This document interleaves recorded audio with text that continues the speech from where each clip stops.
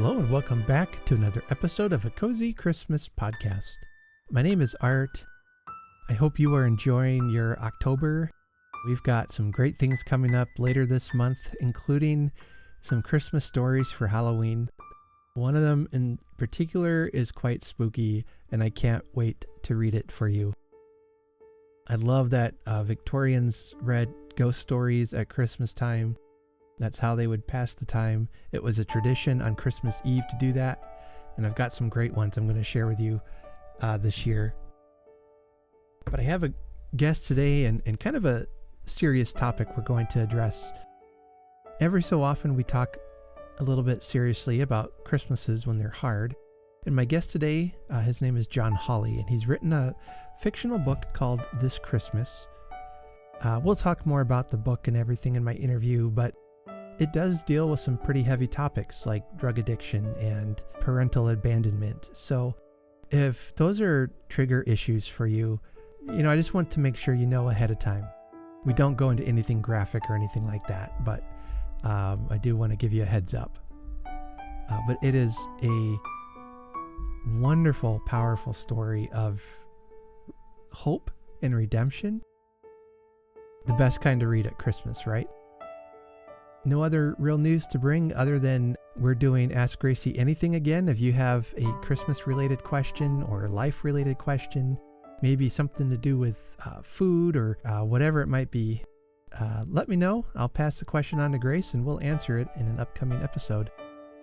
Okay, with that, let's head over to the interview loft, settle in here by the Christmas tree, and let's chat with John Holley.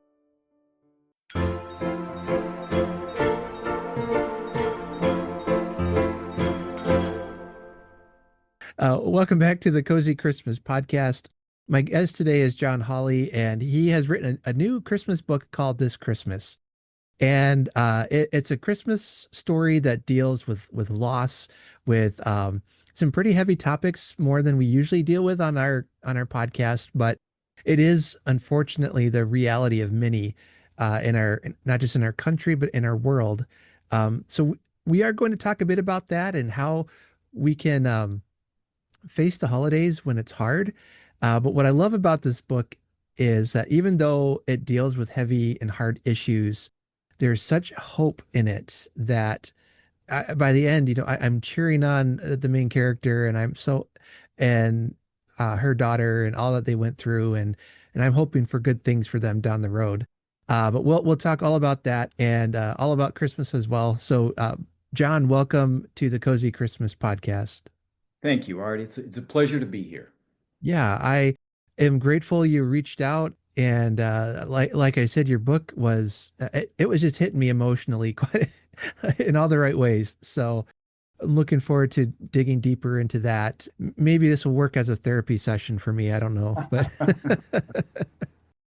but to start off, since you are a new guest, we want to kind of get to know you and some things about your Christmas and how you celebrate. So do you have like a favorite Christmas special or movie, something that really helps you get into the holiday spirit? Well, that's a great question because actually one of the ways and reasons I found your podcast is Hmm. I woke up Christmas morning 2022 and wasn't feeling it. I had tried all the movies and all the music and all that we had, a lot of parties and just wasn't feeling it. And I looked around YouTube a little bit and I thought, oh, I listen to, would there be there can't be there's no way there's a Christmas podcast, right? And I did a search, and that was actually a little more Christmas in my life that year, and then actually into that spring, as I was listening some back episodes, is really helped. But and normally, I'm like a lot of people. I'll watch It's a Wonderful Life, Christmas Vacation, Miracle on 34th Street. There are many movies. I listen to all the music, both in more nostalgic things that I kind of grew up listening to, with my mom and my dad. But yeah, Hmm. it's kind of different every year, isn't it? And we need to Hmm. kind of find a new way to get in the spirit and develop that spirit, even in tough times, or if it's just a regular, if you will, Hmm. Christmas. Right, right. But yeah, there's even some years I'm just not in the mood for some of my favorite movies, so I'll Sure. wait. Right. wait till next year, or if I've been knowing in June, you're like, I really need some Christmas. I'm the I'm gonna same way. I know. yeah, no one, I'm not gonna tell anyone, but I'm gonna watch this today. Exactly. There's a reason Christmas in July is sort of a thing. There's Right. a reason. Absolutely. Yeah, yeah. And I've shared this before, but just to bring it up again, my dad, when my stepmom passed away, the first couple of Christmases, he really wanted just some time to be alone and reflect and Certainly. watch some of their favorite movies. Yes. Those movies had a way of reminding him of her during a hard season. Sure. Yeah, so they can serve all kinds of great uh, tools to use at Christmas time, I guess. Plus, they're just a lot of fun. Yeah. Now, another favorite part of Christmas I have is the food, Hmm. especially the sweets, the cookies. Oh goodness, I'm looking forward to it. Do you have a favorite cookie or treat that you enjoy? I do love to cook. I love to Mhm. bake, but like you said, you want to be able to do it when you can give a lot of it away, so you're not sitting around with 2 dozen cookies in front of you. Right. Last year, I try to try something new every year. Last year, I have a cranberry orange cookie recipe I found, which is amazing. In fact, it was so good that my wife's dad wanted me to make it for him for his birthday in August. So it's a Mm, big hit. I'll be making that one again. I make gingerbread every year, and I'm still tweaking that recipe, playing with the cinnamon, playing with the ginger. hmm And we have a long sort of a family tradition of making gingerbread houses too. So that plays into the gingerbread. hmm And this year, maybe I'm thinking about it. I'm trying to get myself psyched up. I want to try to make a Christmas pudding. I Okay. think it's kind of a process, so we'll see if I actually get around to it. Yeah. Yeah. I've never tackled a Christmas pudding. I'd be willing to try to eat one, but I haven't Yeah. tried that yet.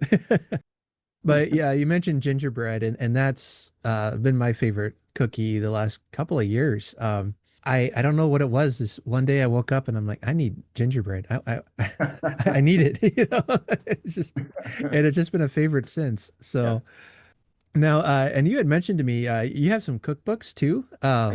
Yes. Yeah. Yeah, I have 3 cookbooks. Mhm, That actually started because I'm a personal trainer and have owned a wellness company, et cetera.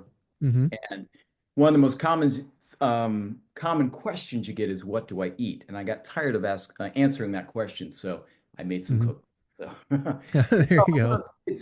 there are some sweets in it, but yeah, it's mostly pretty simple, fast things people can make. The Clean and Simple series is what it is. There's 3 Mm, of them.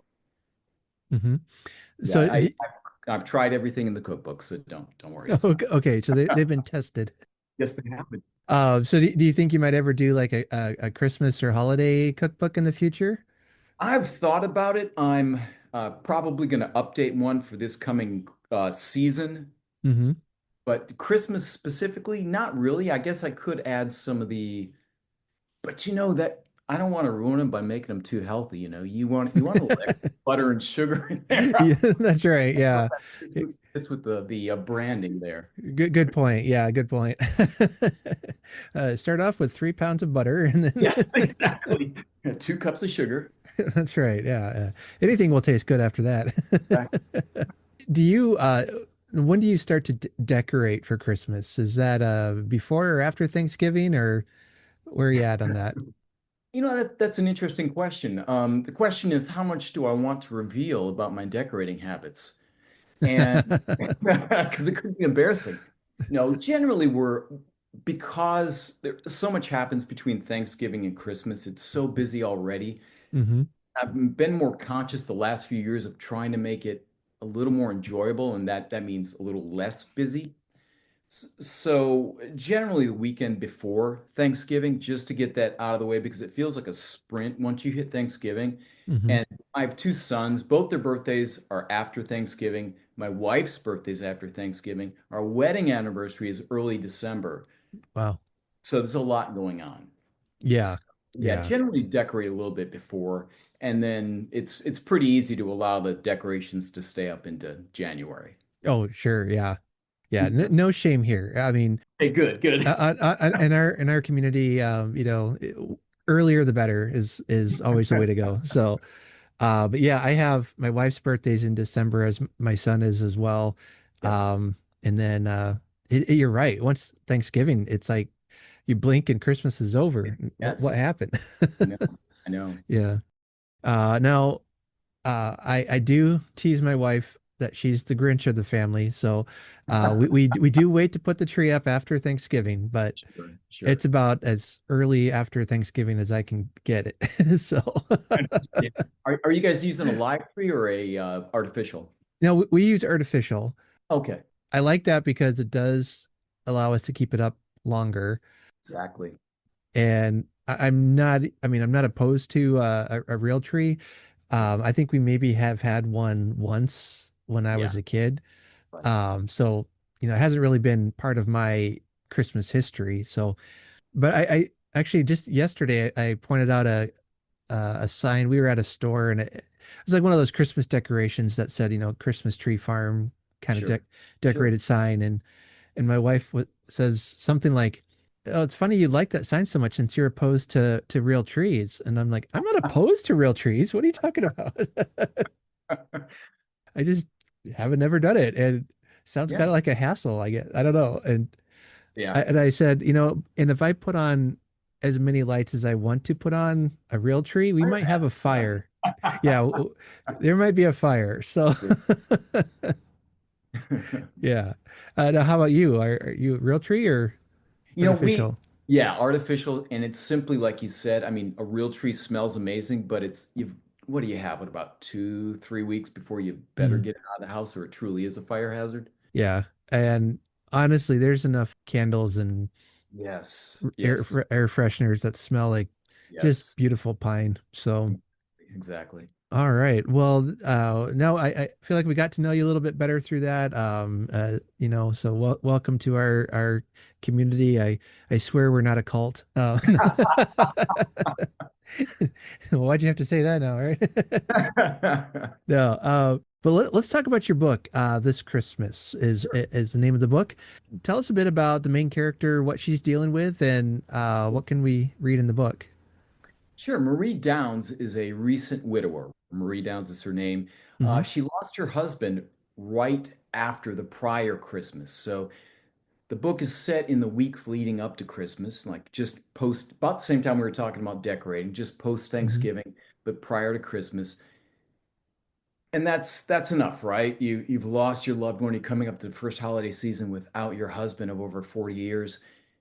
But also, taken she's taking care of her two grandchildren because her daughter, who's been struggling with drug addiction, has disappeared.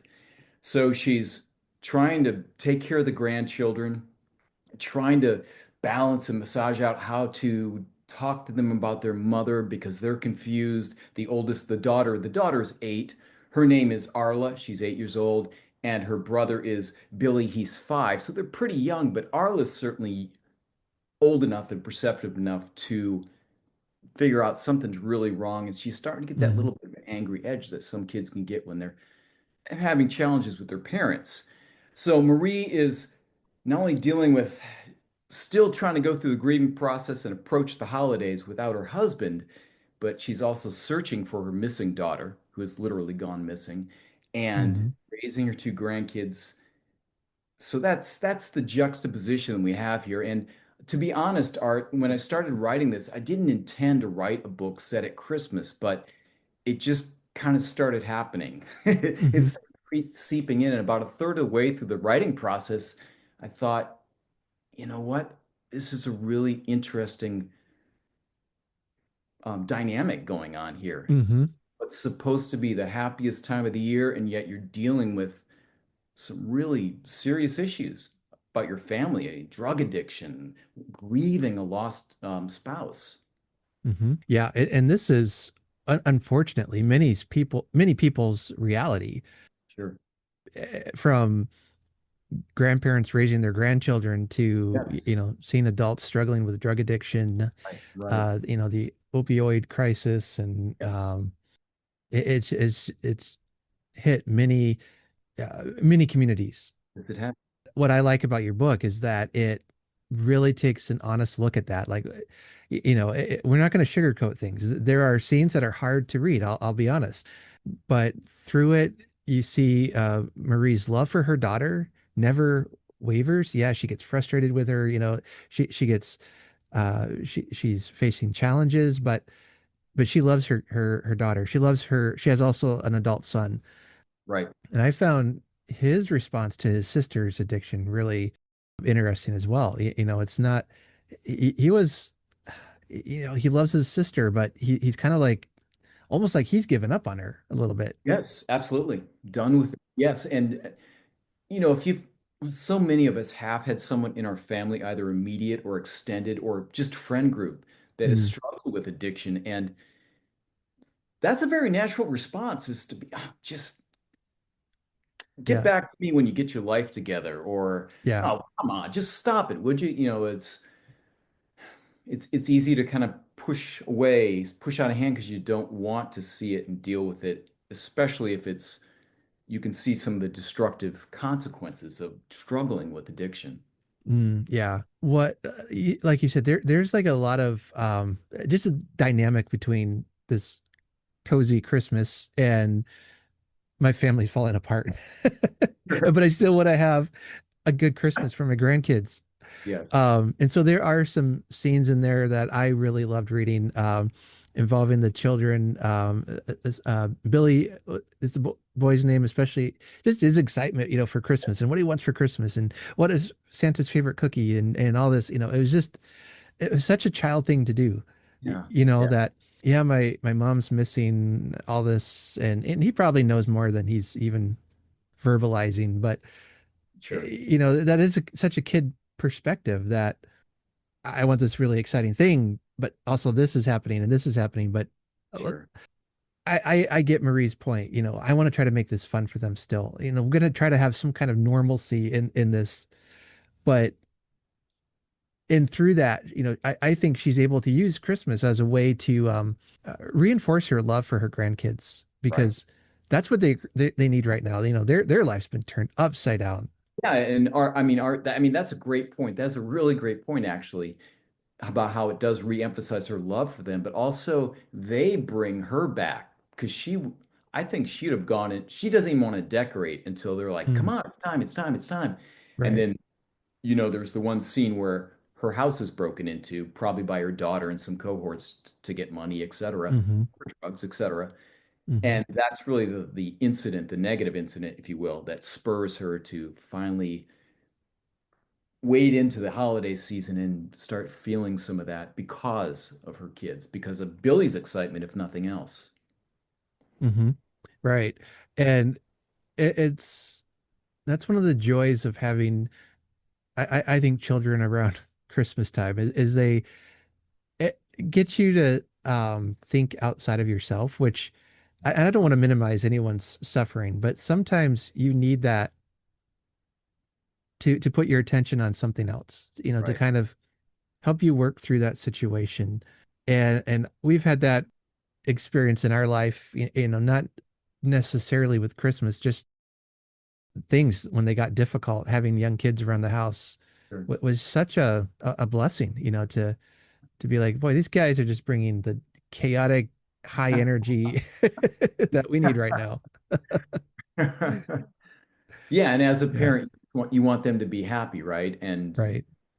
while not completely protecting them from the world, what's age appropriate, you have to, well, protect them from the world Mm, some, don't you? And that gets you out of yourself. That's a great point, Art. right. I don't want to spoil the ending of this book for people, but I will just say, you know, if you're hesitant about reading it, read the book. And so I'm trying to be careful, but so maybe if people want to skip ahead a few seconds, but you know, not all the problems are solved. A nice, pretty bow put on it. You know, it's not that perfect Hallmark ending, but it has so much hope in it that I find myself wanting to know, hey, what happens next? Does you know, is there a change? And I love the way that ended. Well, thank you. It just, how do I say this? Writing, there in the author and writing world, there's that expression about you're either a pantser or a Hmm. planner, and the pantsers just kind of do it by the seat of their pants, and what happens happens. And I'm probably more like a pantser, but at the same time, that's why, and what I'm saying is that's why that kind of felt right because that's more real. Hmm. If you have someone that's dealing with an addiction problem, it's never just snap your fingers. Oh, yeah, that was done. So I'm glad that's over. It's a Right. lifelong thing, and especially after you've had an overdose, like Carla did. I mean, there's long-term mental and physical repercussions, even if she is completely clean and sober. Hmm. It's yeah, it does kind of. You're hopeful that she's gonna start turning her life around and get back with her kids, and but there's also, there's that uphill climb. Yeah. Yeah. But whether it was the hopefulness of the season or just the hopefulness of the love that Marie has for her daughter, I also closed the book thinking, I think things are going to be okay. It's going to Yes. be hard. Let's not sugarcoat that. But I think things are going to be okay. I love books that just kind of invite you to think about it once the story's done. Sure. There's still things to think about. Yeah. Their lives go on, these, even though they're Yeah. fictional, but fictional lives are going on, aren't they? Yeah. What inspired you to originally write a book even about addiction and a serious story like this? Well, I try to make a long story short, but my mom died. My mom passed away in June of 2020. It wasn't Mm-hmm. COVID, but it was just during that time period. Mm-hmm. And after she passed away, my youngest son, I have two sons, my youngest son wrote a long poem about her Mm-hmm. and about his memories, sort of through a young child's perspective, because during the summer they'd go there, and actually my parents were raising some of their grandkids for quite a period of time there. So they'd go and stay with my grandparents, and they had 15 acres out in the country. They could run in the woods and play in the pond, etc. It's just a wonderful experience for a bunch of kids. Mm-hmm. It's partly those memories and the memories at Christmas, all these memories he had of her kind of through like a 9-year-old or a 10-year-old or 12-year-old's perspective. And it was beautiful. It really touched me. I kept it. And then a couple years later, I don't know if it was sort of an extended, I don't know how to say it, mourning process or grieving process, but I just started writing and with no plan really other than that sort of some of the structure of that poem, if you will, or the incidents from that poem. For Mm-hmm. instance, there's one in there where he's talking about her giving treats out to all he, his brother, and all their cousins. And she used the phrase, you know just what to do because of all your years as Mrs. Claus. Mm-hmm. And just little things like that. And then, there's a couple scenes in the book where Marie is smoking. It's kind of her dirty little habit she uses to deal with stress. And he talks about in the poem about catching her smoking behind their house. Looking at her differently and realizing, oh, she has a greater life than just as grandma and the treat giver and Mrs. Claus. So all these kind of factors were in the back of my head when I started writing and exploring the story. And the funny thing is, I promise to keep this short. Third of the way through, I took a master class from James Patterson, the Mm-hmm. prolific author. And in it, about a third of the class is all about his planning process for his book. Sounds like, oh, geez. Uh, well, too late now. I'm having too much fun. Yeah. So, you just keep exploring the characters and enjoying that process. But yeah, so that's the inspiration behind it, and it's been a real blessing to go through this process. As we've talked about, and I've mentioned, I like to talk at least once a couple times a year. What Mhm. do we do when Christmas is hard? What have you found helpful in celebrating Christmas when it's hard?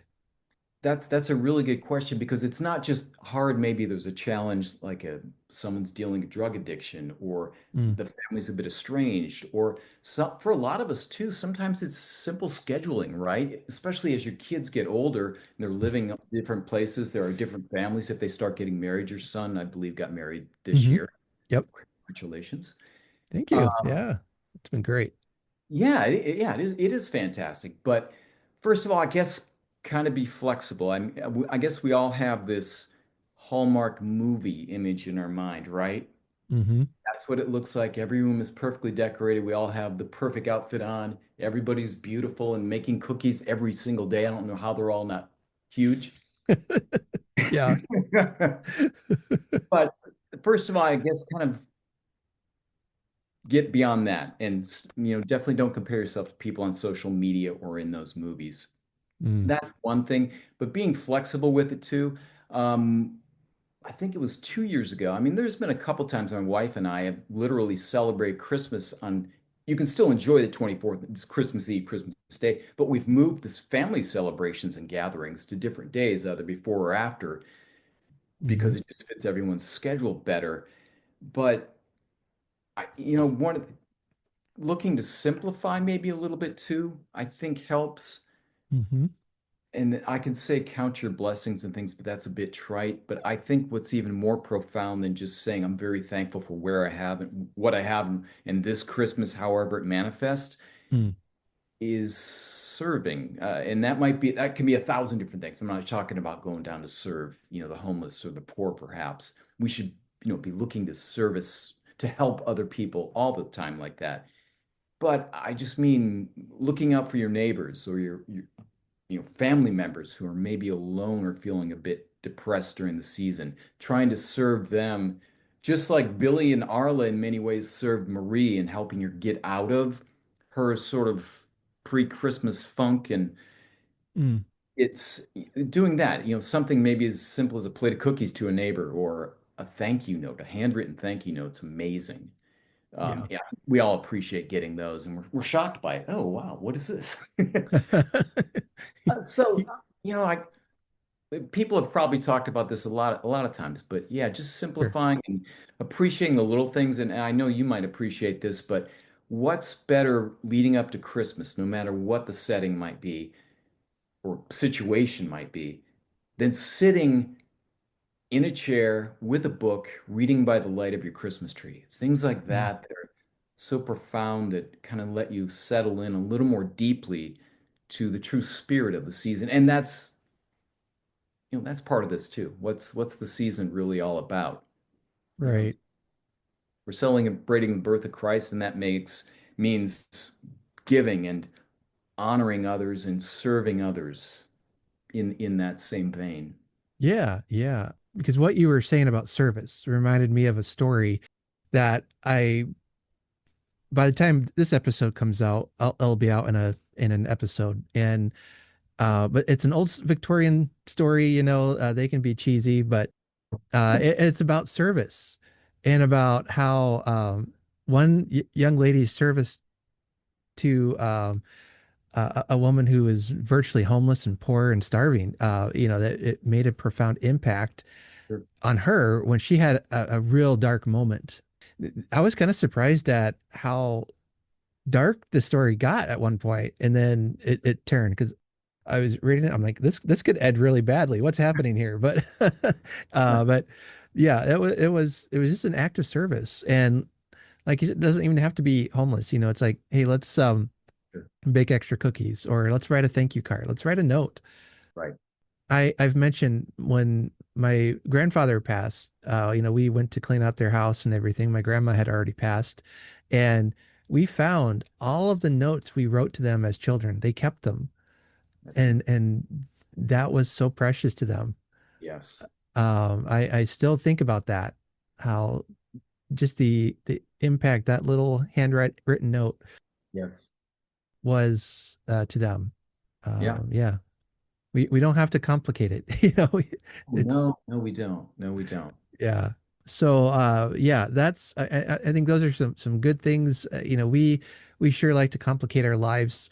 Um, whether we're dealing with family members or spouses who are dying, or maybe it's just I'm too busy. I can't slow down, you know. No, it's hard. Yeah, things come up, make Christmas hard. I always think it has to come back to being intentional that, okay, I'm going to schedule some time where I am resting. Right. And it might be I'm going to fall asleep in my chair next to the Christmas tree. Exactly. I meant to be reading, but I fell asleep. Yeah, you know, that seems to Well, happen. I mean, I try to enjoy those weeks between Thanksgiving and Christmas by, if you will, that's why we decorate a little bit early. Mm-hmm. I actually have started, I'll make like gift lists throughout the year too, so I don't have to think about it because I'm the worst gift giver in the world, by the way. Don't tell my wife. But so it's a challenge for me, big time. Mm-hmm. So I just don't think that way in terms of like giving things. And so things like that opens up a little bit of space too. So it's not just another thing on your to-do list between Thanksgiving and Christmas Eve. Mm-hmm. Right. Yeah. I have been there where it's, you know, the week of Christmas. Uh-oh, I better go get something. You're running to the mall trying to figure out what to do. Yeah. Yeah. And then there was a few years where I got my wife's shopping done for her within like an hour on Amazon. And Right. like, oh, perfect. And then I kind of was kind of bragging about it. And then my wife, who was looking a little on the haggard side, said, okay, but I still have to shop for all the kids, my parents, all these people. And I'm like, Okay.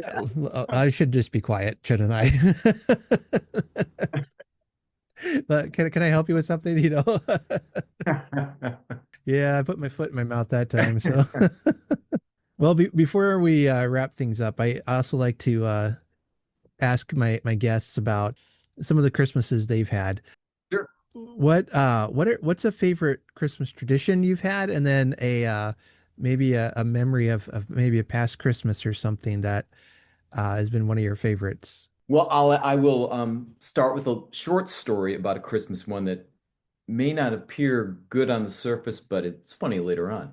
Okay. Uh, it was the first Christmas my wife and I were married, and we had gone to we got married in December, and so we were newlyweds, and we went to visit my sister and her kids. So we were at my niece's house for the little dinner we were having a few days before Christmas. Hmm. She had two young kids at the time, and they were both sick with just you know kids can be sick and a lot of stuff happens. Yep. Yep. You don't think anything of it. It's just little kids. It's the winter. And so we come home. It's Christmas morning. Christmas oftentimes we'll have people with us, either family or friends, celebrating with us. And it was about 9 in the morning. Everybody's coming over, and that's when it started. Both my wife and I just suddenly got super ill. I mean, just really stomach upset, couldn't stand, cold sweats, everything. Hmm. And I remember her friend Brooke, who is the most hilarious person in the world, is like, just the look on her face, her eyes got big, and she's like, Merry Christmas. And she backed out the door slowly and left. So we spent the next 2 days just under the weather. And that was a year we kind of pushed our Christmas back a little bit for obvious reasons. Now, that's Hmm. one Christmas memory, a little bit funnier now than he was at the time. Right. I grew up in South Louisiana too. I don't know about you, Art. Do you have a lot of your youth or a lot of your childhood memories, do they revolve around Christmas? I mean, do you Yeah. have, yeah, isn't Yeah.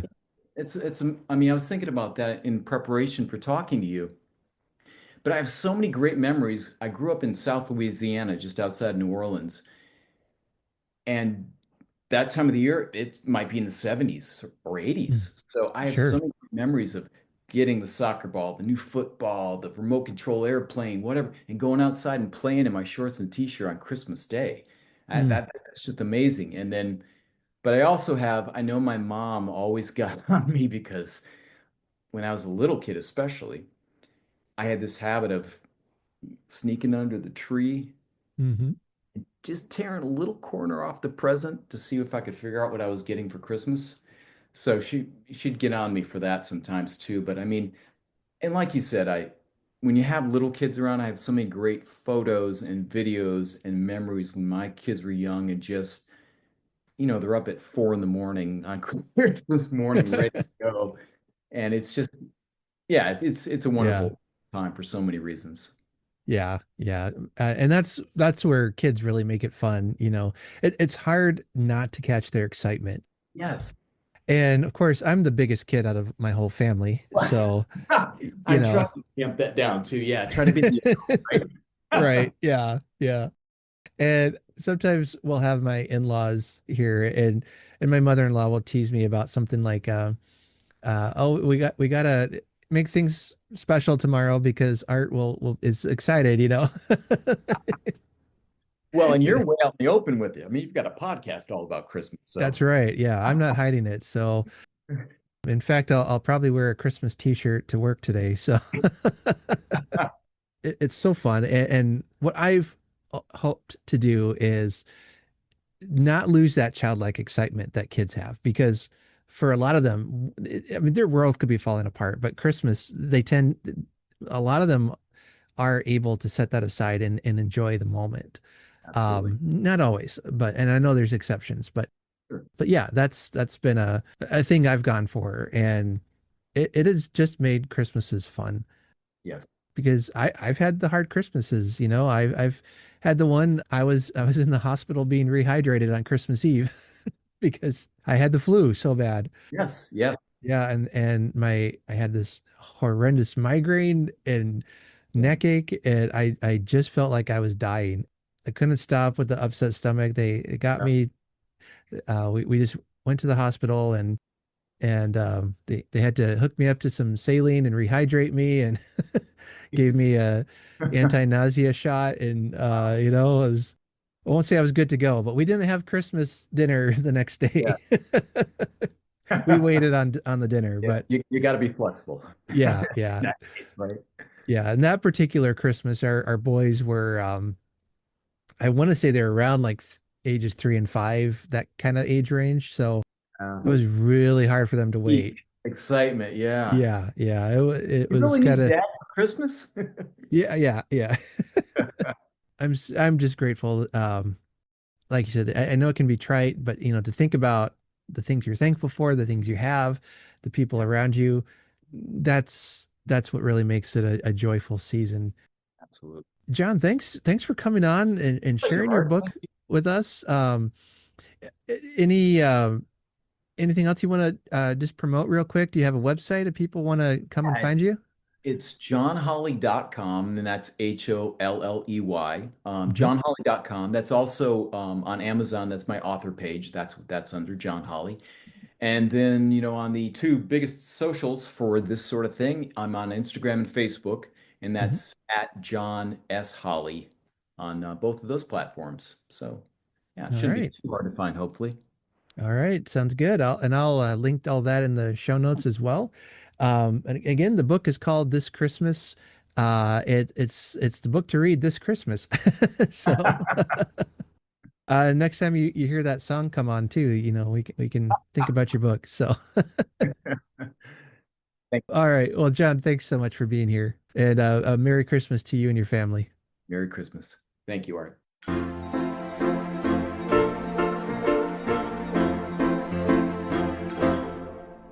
I want to thank John for coming by and just covering the topics we covered. I hope they were a help to you. And if you want to read a book that has some of the sweetness of Christmas, but might deal with a meatier topic than maybe your standard Hallmark film would, pick up this book. It's a powerful, uplifting, and heartbreaking story infused with Christmas hope. Links will be in the show notes if you want to find out more about him and find where he hangs out online. Otherwise, that'll be it for us today. If you have a Christmas memory or story or tradition you'd like me to share with the audience, you can reach out to me at cozychristmaspodcast@gmail.com. I'd love to hear from you this year. Anything new or newsworthy, send my way. There are links in the show notes if you're able to help support the podcast in a financial way. I am always grateful and will send you a Christmas card and a sticker or bookmark. Leaving a review on Apple or Spotify especially really helps with the algorithm, letting the world know that this is the podcast to listen to.